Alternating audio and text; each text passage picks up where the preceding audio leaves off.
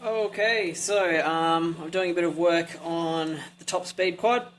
So, kind of been printing test pieces. So that's obviously to slip over the carbon booms and house the ESCs, make it more aerodynamic. But basically, what I've just done is cut two of the booms to length. I've filed down the middle to half length, and what I'm going to be doing is sticking them together like that, so they kind of interlock. I'm going to fill it with a bit of epoxy and kind of see how that goes. Now I've just 3D printed this piece here, and the sole purpose of this is for sitting there while it's drying and make sure I get the exact right dimensions there. So let's give it a crack. If the lengths aren't completely right, it doesn't matter too much, because I'm going to have these end pieces which I can kind of move up and down to get exactly the right location that I need. So at this point I'm just going to chuck a bit of glue in there and sit that there to dry. And it doesn't really matter if I get glue on the paper, because I can always sand it down later.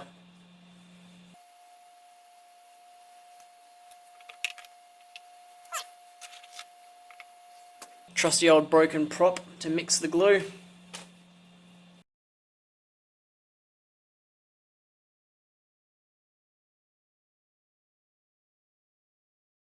This transmitter on top of it to keep that down while it dries. Alright, now the waiting game. Alright, so that gluing is done. I don't know, it's been like 5 minutes or so, seeing as it is 5-minute aerolite. It's a little bit soggy, but it's alright. So just trying to kind of cut off the excess here, but it doesn't really matter, because although I don't have the midsection designed, yeah, I figure it doesn't matter. I'll be able to design around that. Yeah, so that's where we are at. At this point I'm going to print some more of these, and then think about what I'm going to do for the midsection, because I need to work out what I'm going to do for the midsection, then I can work out how long these need to be. I'm thinking, because I'm going to be using pretty long batteries like this, I'm thinking the midsection will be kind of shaped like that. Got these props here, which I'm hoping it will be pretty cool. They are 5.5 inch by 4.5 pitch. It's a little bit bigger than 5 inch, smaller than 6 inch. So, yeah.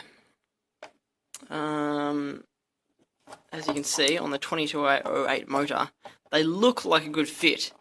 Now I know RoboForce has had a lot of success with like 4.5 inch props on his setup on 6 cell.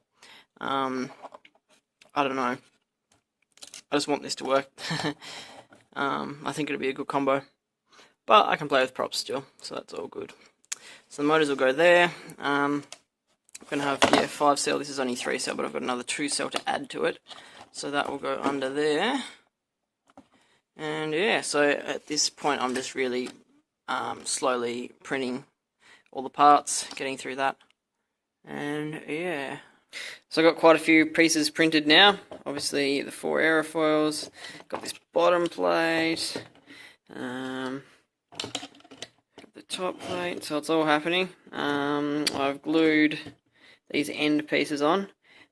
So what I did was actually put the quad up this way and glued them, pushing that down basically, and it basically just made sure that they were straight, so they're going to be level, so my quad doesn't, start yawing crazy or something like that. And obviously going to have to be careful when I glue these in place to get them exactly right, otherwise it's going to be an issue. So plan for this here, I'm going to put a piece of square kind of carbon sheet there, and then that'll leave this open for a battery strap, so one on each side, because I've got these, well, it's going to be a single pack, it's going to be a 5-cell because it's a 2 and a 3-cell.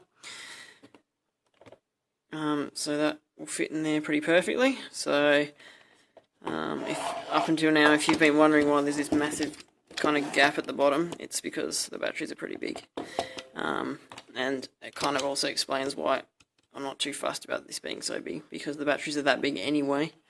So I may make a kind of canopy thing for the top, not really sure yet, see how we go. And as you can see, I've got the ESCs in the arms. So I've got a motor here, I'm going to put that like that. The wires are going to have to double back a little bit and kind of block the airflow, but I don't know, I don't think it'll be too bad. It's kind of all I could really come up with for the moment. Anyway, great thing about rapid prototyping is if I realize this is crap, I can just print something else.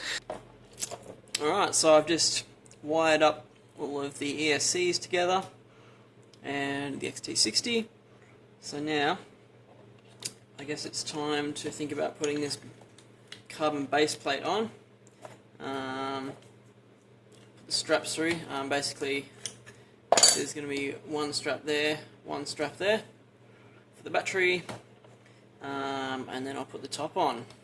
Obviously got the motors on now, and I've soldered the motors to the ESCs, so that's all good. Now I did let out some magic smoke just before. Lucky it's the good kind of magic smoke where you've got a short between some carbon and positive and negative. A little bit scary because the negative was actually shorted through. So basically I had the flight controller here and I saw some magic smoke. Take the flight controller off, no magic smoke, everything seems to work. So it was shorting through the negative of these standoff holes. Basically at the bottom of here I've got the wires for the positive kind of all wired up there, and yeah, obviously it was touching this carbon here. I think I've fixed that now, so what I'm going to try and do is actually well, wire it back up and see what happens. So what I'll do, go for 2-cell just because it's going to be safer. So far so good. So as soon as I put this on, yep, that's fine. Now I'm actually going to be hard soldering the ESCs to flight controller. Save a little bit of space, a little bit of weight. Makes it a little bit more secure. Like it's not going to fall off during flight. Like sometimes these can. I've had the power actually come out to my video system, which has been piggybacked off the flight controller on one of my quads. So that can happen. Whereas if you hard solder it, you're pretty safe. Always tin the wires first. So I'm going to desolder this short little kind of piggyback cable, I guess you could call it, which I was testing with. And what I'm now going to do is also just tin all of the pads that I'm going to be using. Then I can just easily solder the wires on. So obviously you can see that's much neater and that's not going to come off. So I'll quickly run through the parts that I'm using on this quad. For the motors, we've got the RCX 2208 2000 kV motors.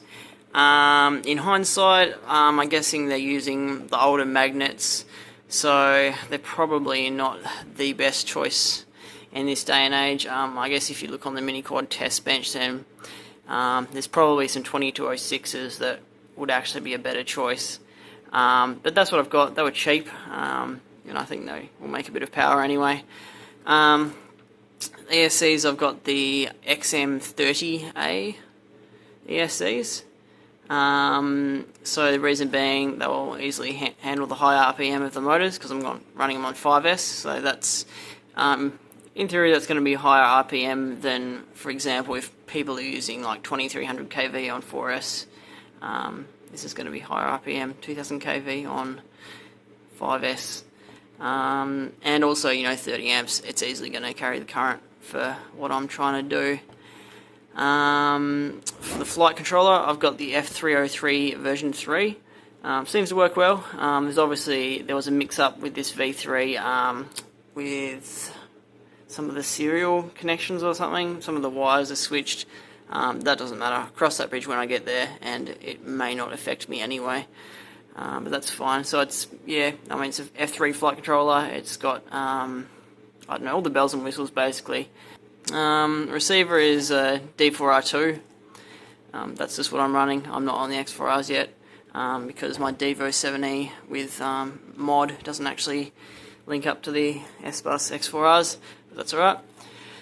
The camera is a CMOS camera. It looks like a HS1177, but it's not. It's actually a really cheap CMOS camera, but it'll be okay, I think. I may upgrade to a HS1177 if I really enjoy this quad, but for speed runs, that's 100% fine. The lens is actually a GoPro lens, so it's a pretty wide angle. I'll fly it and see. I may go back to 2.8 or whatever. 2.8 is what it came with. But we shall see.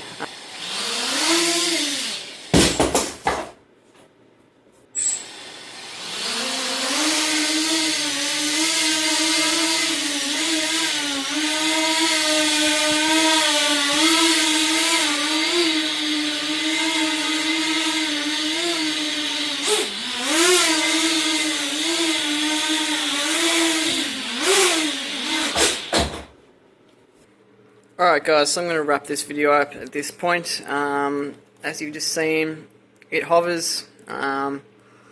So the next step is to actually put a video transmitter on it and FPV it, and GPS, see how fast it goes.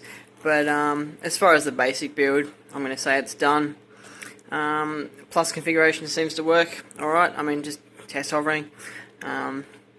This is the first Plus I've ever done, so it's a little bit different. There was no crazy yaw issues, or maybe the flight controller's fixing, if there is any, like thrust deflection with these, but I mean they are pretty straight, so I think that should be right. Obviously I'm just thinking FPV, maybe show a few issues, but we will see. So thanks for watching, and stay tuned for more updates on this quad.